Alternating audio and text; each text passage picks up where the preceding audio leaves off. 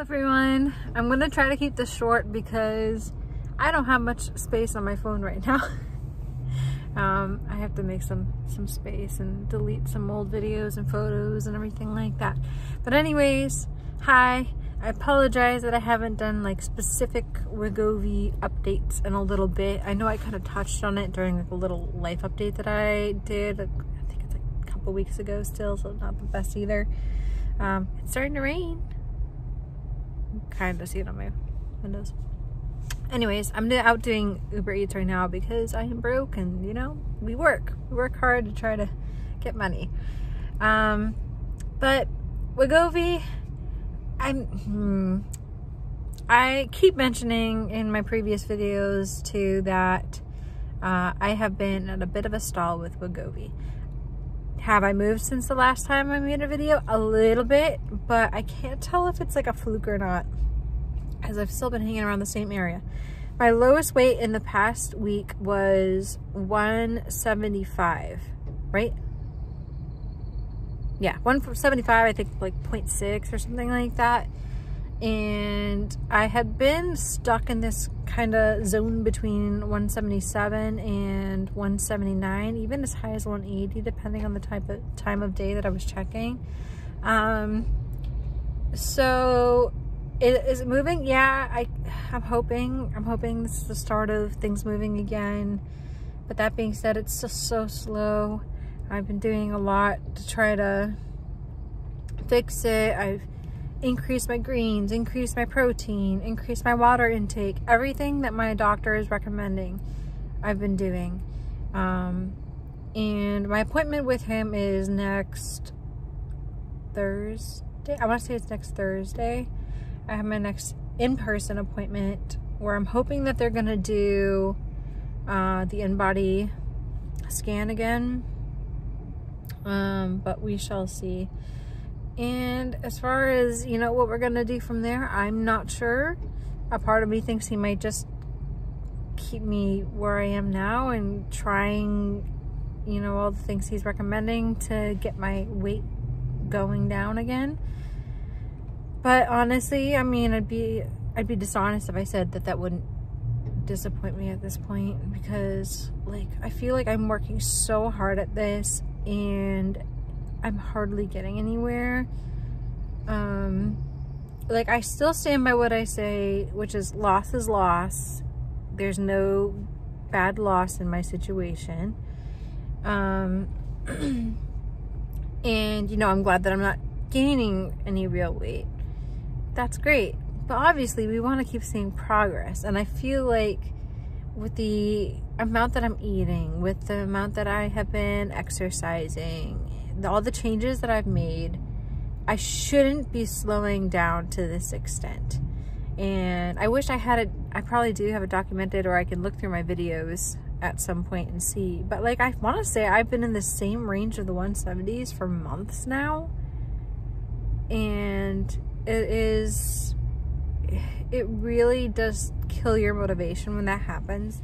So yeah, I mean, I'm honestly hoping that we can try to figure out something else.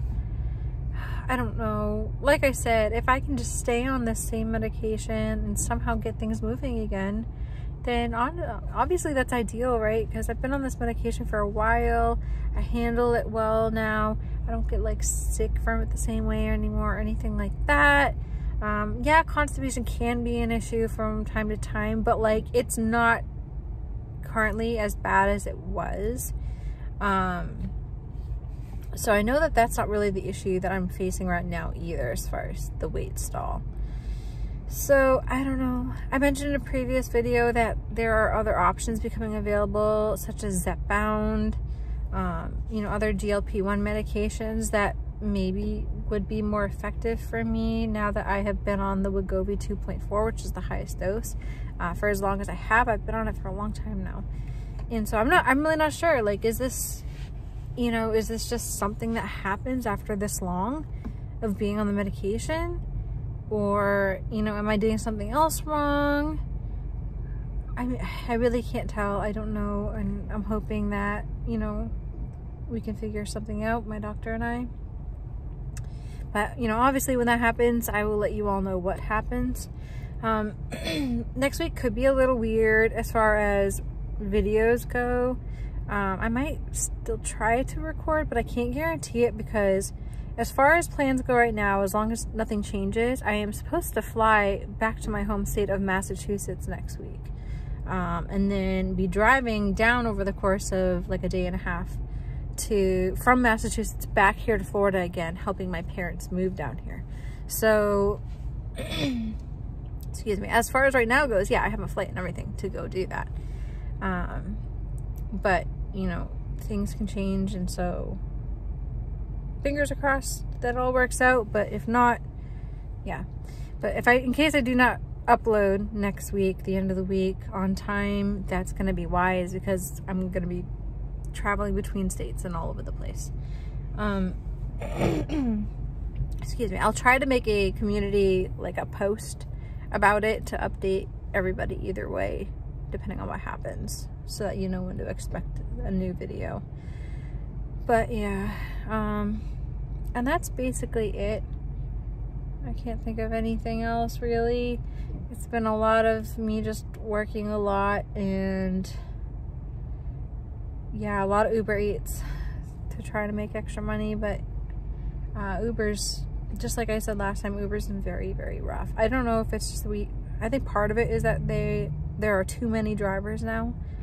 The market's oversaturated with Uber drivers. I started years ago, but there are a lot of new drivers, and that could be part of it. But excuse me, a massive part of it is still that customers just don't tip. They do not tip, and Uber doesn't really pay much of anything. So I could get into a whole video about this, but my general mindset on this is, one, the pay for delivery drivers shouldn't be solely dependent on a customer tipping. I feel like that is asking customers to pay they're independent contractors, technically, delivery drivers for Uber. That being said, you know, we shouldn't be depending on tips from customers in order to get a living wage for delivering, right?